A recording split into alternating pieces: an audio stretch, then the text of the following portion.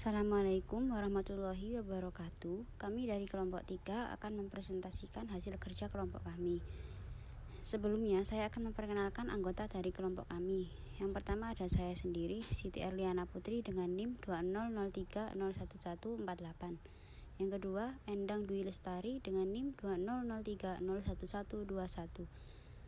Kemudian Zahi Firdaus dengan NIM 200301125. Dan yang terakhir Muhammad Lukman Al-Hakim dengan NIM 200301150. Kualitas jasa. Menurut Ghosh dan Davis dalam bukunya yaitu Ciptono dan Anastasia tahun 2003, kualitas merupakan suatu kondisi dinamis yang berhubungan dengan produk, jasa, manusia, proses, dan lingkungan yang memenuhi atau melebihi harapan. Sedangkan menurut Philip Kotler berpendapat bahwa jasa adalah seluruh tindakan untuk kerja yang ditawarkan oleh suatu pihak ke pihak yang lainnya secara prinsip intangible dan tidak mengakibatkan adanya perpindahan kepemilikan apapun. Proses produksinya ini bisa terkait dan juga tidak bisa terkait pada sebuah produk fisik. Selanjutnya, penilaian konsumen terhadap kualitas jasa.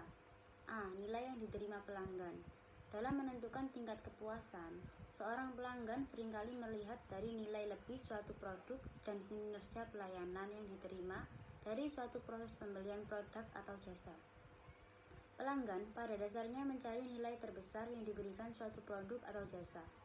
Nilai yang diterima pelanggan atau customer delivered value sama dengan besarnya selisih nilai oleh pelanggan terhadap jasa dengan biaya yang dikeluarkan pelanggan, keuntungan yang diterima oleh pelanggan. Nilai yang diberikan oleh pelanggan diukur berdasarkan reliabilitas, keterandalan atau reliability, 2. Ketahanan, durability, dan terakhir kinerja atau performance terhadap bentuk fisik, pelayanan karyawan, perusahaan, dan citra produk atau jasa. Di lain sisi, biaya yang dikeluarkan oleh pelanggan diukur berdasarkan jumlah uang, waktu, dan energi, serta biaya produksi. B. Harapan pelanggan dan bagaimana harapan terbentuk. Harapan adalah suatu standar yang terdapat dalam diri pelanggan untuk menilai kualitas jasa yang mereka gunakan. Umumnya, harapan pelanggan ini adalah mengenai bagaimana jasa yang baik diberikan oleh suatu bisnis atau bisnis yang lain. Harapan pelanggan memuat beberapa elemen yang berbeda. 1. Pelayanan yang diharapkan atau desired service. Yang kedua, pelayanan yang cukup atau memadai. Yang ketiga, pelayanan yang diramalkan. Dan yang terakhir, daerah toleransi. Selanjutnya akan dilanjutkan oleh teman saya. Dimensi kualitas jasa. Ada 5 dimensi kualitas jasa, yaitu yang pertama reliabilitas, dapat diartikan kemampuan untuk memberikan jasa dengan segera dan memuaskan. Selanjutnya ada daya tanggap, yaitu kemampuan untuk memberikan jasa dengan tanggap. Yang ketiga ada assurance atau jaminan, yaitu kemampuan, kesopanan, dan sifat dapat dipercaya yang dimiliki oleh para staf bebas dari bahaya, resiko, dan keraguan-raguan. Selanjutnya adalah empati, yaitu kemudahan dalam melakukan hubungan komunikasi yang baik dan memahami kebutuhan pelanggan. Yang terakhir ada bukti fisik, meliputi fasilitas fisik, perlengkapan pegawai, dan sarana komunikasi. Dari berbagai penelitian tersebut, dapat disimpulkan bahwa dimensi kualitas jasa akan tergantung pada jenis industri jasa yang akan dinilai. Pada jenis industri jasa yang berbeda, kemungkinan memiliki dimensi kualitas yang berbeda pula. Model pengukuran kualitas jasa. Pengukuran terhadap kualitas jasa telah menjadi hal yang sangat esensial bagi setiap perusahaan. Hal ini dikarenakan langkah tersebut dapat memberikan umpan balik dan masukan bagi keperluan pengembangan dan implementasi strategi peningkatan kualitas jasa. Pada prinsipnya, kualitas jasa itu dapat diukur dengan berbagai macam model, metode, dan teknik. Yaitu yang pertama ada service quality, yaitu representasi dari kualitas pelayanan yang membandingkan antara pelayan yang diharapkan dengan kinerja pelayanan. Kinerja pelayanan itu sendiri direfleksikan dengan apa yang diterima dan dirasakan atau persepsi konsumen.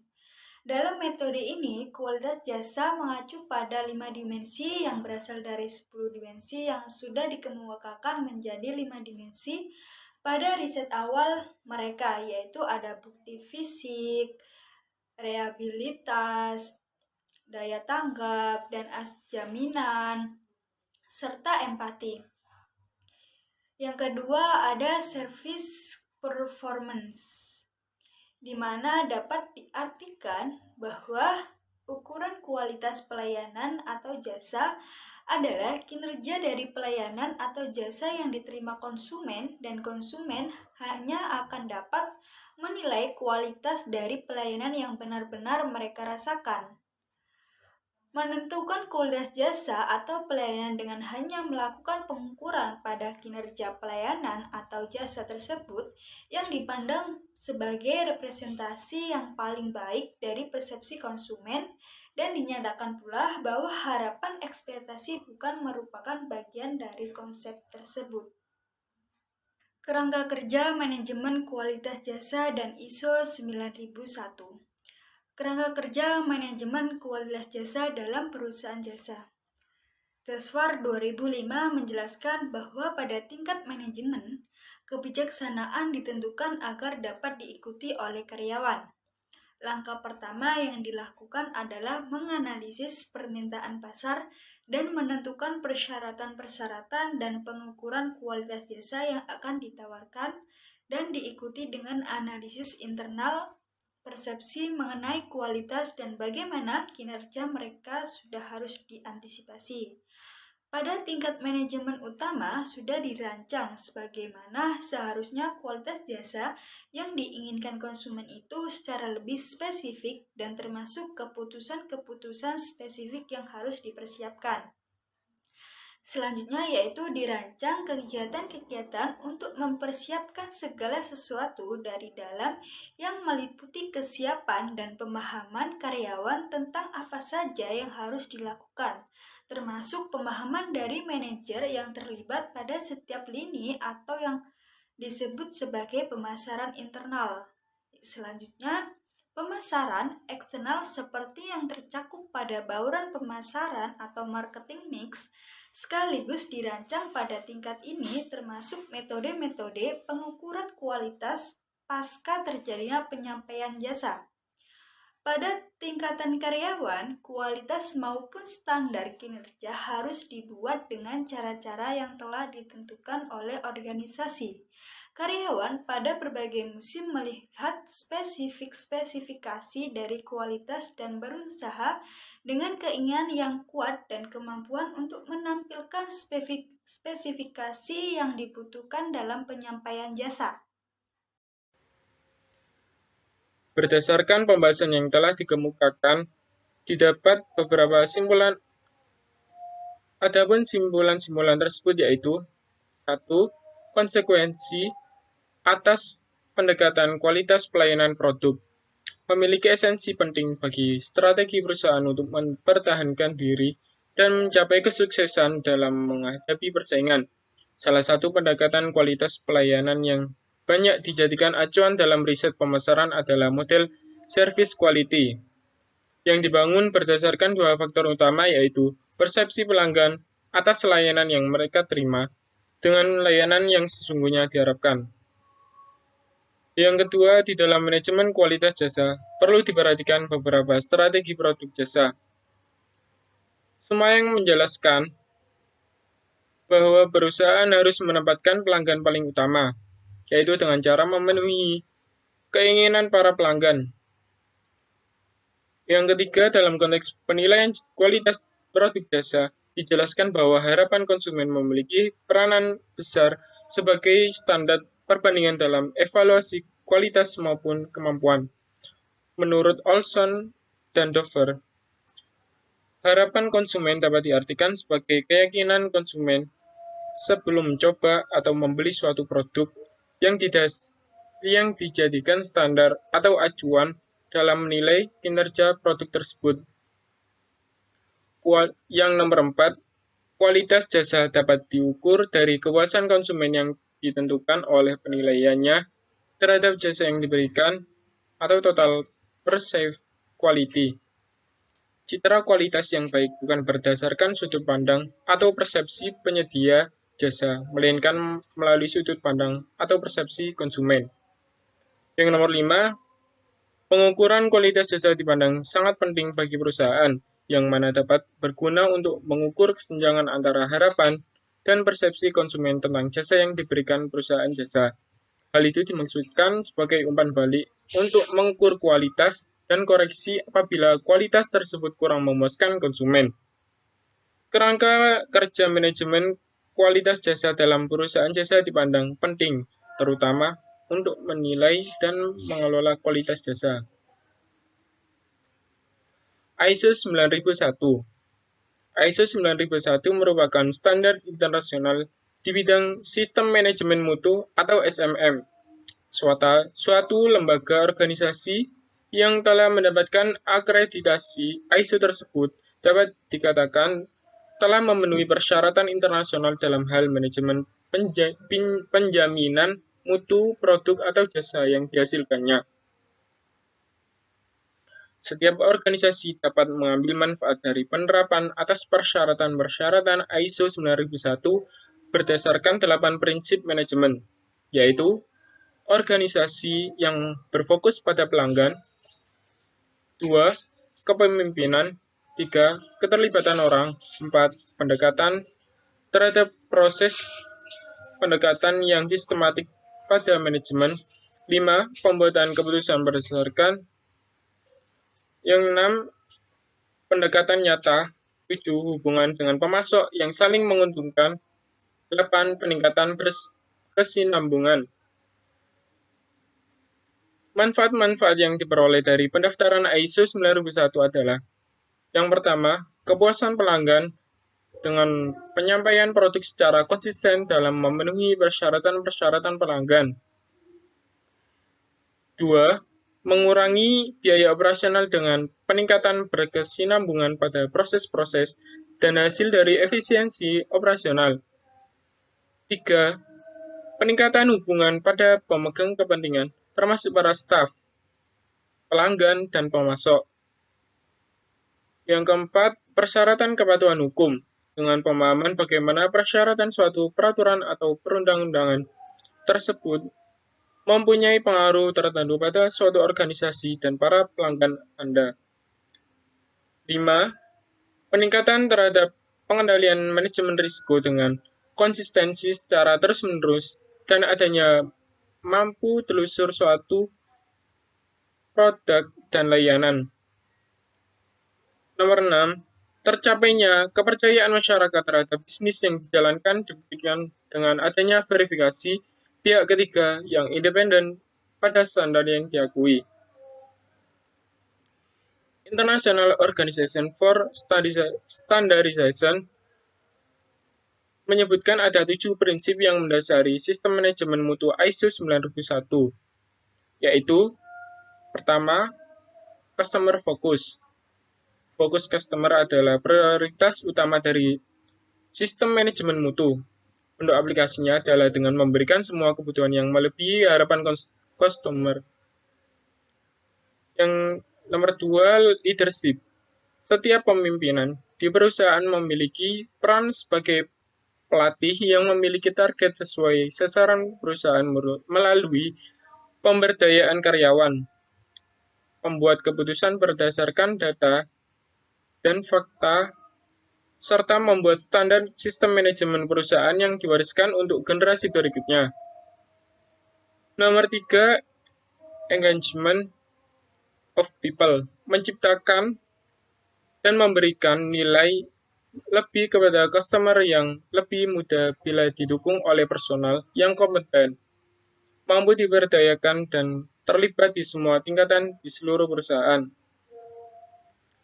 Nomor 4, process approach.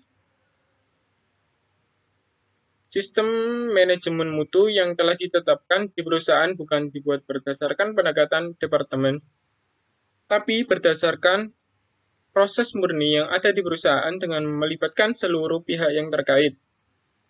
Yang nomor 5, improvement. Perusahaan yang sukses dan mampu bertahan dalam persaingan adalah perusahaan yang fokus dalam improvement.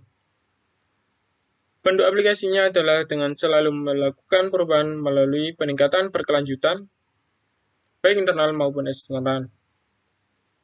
6. Evidence-based decision making. Membuat keputusan berdasarkan data dan fakta. Bentuk aplikasinya yaitu setiap menetapkan kesimpulan dari sebuah permasalahan ditetapkan berdasarkan analisis fakta dan data. Dan yang terakhir, relationship management. Untuk mempertahankan kesuksesan perusahaan perlu mengelola hubungannya dengan pihak-pihak yang berkepentingan atau interested parties diantaranya, yaitu kepuasan pelanggan dan kualitas jasa. Seluruh kegiatan yang dilakukan oleh sebuah perusahaan pada akhirnya akan bermuara pada nilai yang akan diberikan pelanggan mengenai kepuasan yang dirasakan.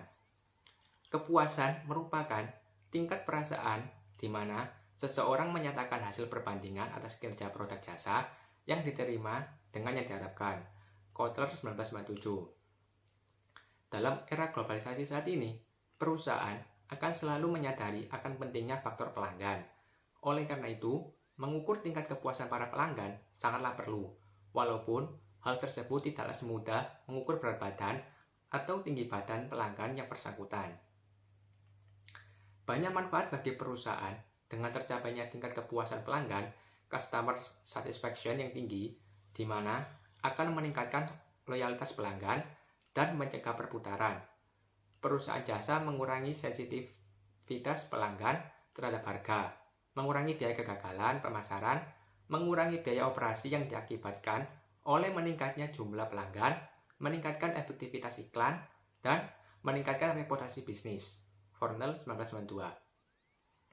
Faktor utama penentu kepuasan pelanggan adalah persepsi pelanggan terhadap kualitas jasa. Zeithaml dan Bittner 1996.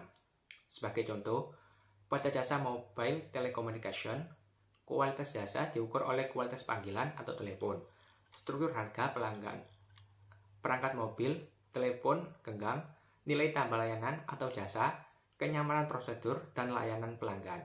Kim 2000, Gephardt, DKKali, dan Freight 2001. Apabila ditinjau lebih lanjut, pencapaian kepuasan pelanggan melalui kualitas pelayanan dapat ditingkatkan dengan beberapa pendekatan berikut ini. Kotler 1997. Yang pertama yakni memperkecil kesenjangan-kesenjangan yang terjadi antara pihak manajemen dan pelanggan. Contohnya, melakukan riset dengan metode fokus pelanggan yang mengedarkan kuesioner dalam beberapa periode untuk mengetahui persepsi pelayanan menurut pelanggan. Demikian juga riset dengan metode pengamatan, observasi, bagi pegawai perusahaan tentang pelaksanaan pelayanan. Yang kedua yakni, perusahaan harus mampu membangun komitmen bersama untuk menciptakan visi dalam perbaikan proses pelayanan, yang termasuk dalamnya adalah memperbaiki cara berpikir, perilaku, kemampuan, dan pengetahuan dari semua sumber daya manusia yang ada, misalnya dengan metode curah gagasan atau pendapatan, brainstorming, dan manajemen by working around untuk mempertahankan komitmen pelanggan internal pegawai. Yang ketiga yakni memberikan kesempatan kepada pelanggan untuk menyampaikan keluhan dengan membentuk sistem keluhan dan saran, misalnya dengan hotline panggilan nomor telepon bebas pulsa. Yang keempat yakni mengembangkan dan menerapkan partnership accountable, proaktif, dan partnership marketing sesuai dengan situasi pemasaran. Perusahaan menghubungi pelanggan setelah proses pelayanan terjadi untuk mengetahui kepuasan dan harapan pelanggan, accountable. Perusahaan menghubungi pelanggan dari waktu ke waktu untuk mengetahui perkembangan pelayanannya, proaktif. Sementara itu, partnership marketing adalah pendekatan di mana perusahaan membangun kedekatan dengan pelanggan yang bermanfaat untuk meningkatkan citra dan posisi perusahaan di pasar. Berdasarkan pembahasan yang telah dikemukakan, didapat beberapa simpulan, ataupun simpulan-simpulan tersebut yaitu yang pertama yakni Dalam konteks penilaian kualitas produk jasa, dijelaskan bahwa harapan konsumen memiliki peranan besar sebagai standar perbandingan dalam evaluasi kualitas maupun kepuasan. Menurut Olson dan Dover dalam Jasper 2005, harapan konsumen dapat diartikan sebagai keyakinan konsumen sebelum mencoba atau membeli suatu produk yang dijadikan standar atau acuan dalam menilai kinerja produk tersebut. Untuk membuktikan baik tidaknya kualitas suatu produk dapat diukur dari tingkat kepuasan konsumen. Yang kedua yakni, kualitas merupakan tingkat kesesuaian dengan persyaratan. Dalam hal ini, persyaratan pelanggan, total quality service merupakan konsep tentang bagaimana menanamkan kualitas pelayanan pada setiap fase penyelenggaraan jasa yang melibatkan semua personil yang ada dalam organisasi. Handriana 1998. Yang ketiga yakni, kualitas jasa dapat diukur dari kepuasan konsumen yang ditentukan oleh penilaiannya terhadap jasa yang diberikan.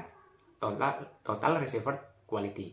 Citra kualitas yang baik bukan berdasarkan sudut pandang atau persepsi penyedia jasa, melainkan melalui sudut pandang atau persepsi konsumen. Dalam hal ini, konsumenlah yang menikmati jasa perusahaan sehingga merekalah yang menentukan kualitas jasa. Yang keempat yakni, pengukuran kualitas jasa dipandang sangat penting bagi perusahaan, yang mana dapat berguna untuk mengukur kesenjangan antara harapan dan persepsi konsumen tentang jasa yang diberikan perusahaan jasa. Hal itu dimaksudkan sebagai umpan balik untuk mengukur kualitas dan koreksi apabila kualitas tersebut kurang memuaskan konsumen.